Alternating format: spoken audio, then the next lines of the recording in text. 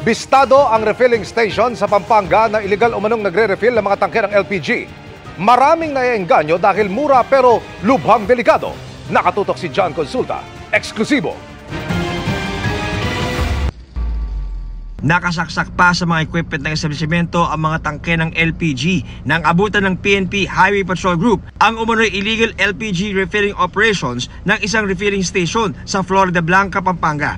Sa may likuran, bumungad naman ang mga luma, kinakalawang at may damage ng mga tangke ng LPG na tinatamper di umano para mapakinabangan pa kahit lubhang peligroso. While conducting checkpoint, namataan nila yung isang tanker na biglang umiwas sa ating checkpoint.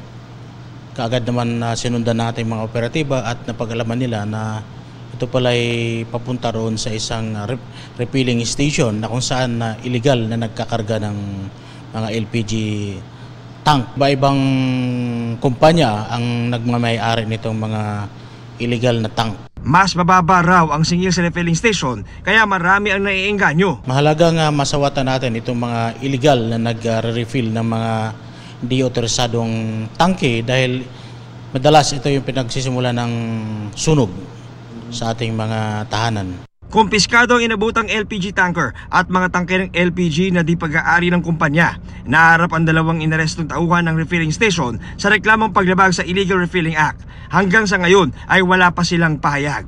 Babala ng HPG sa mga consumers. Huwag tangkilikin itong mga illegal na nagbebenta ng LPG. Makakamura nga kayo pero sa kalaunan madidisgrasya din kayo. Para sa GMA Integrated News, John Consulta, nakatutok 24 oras.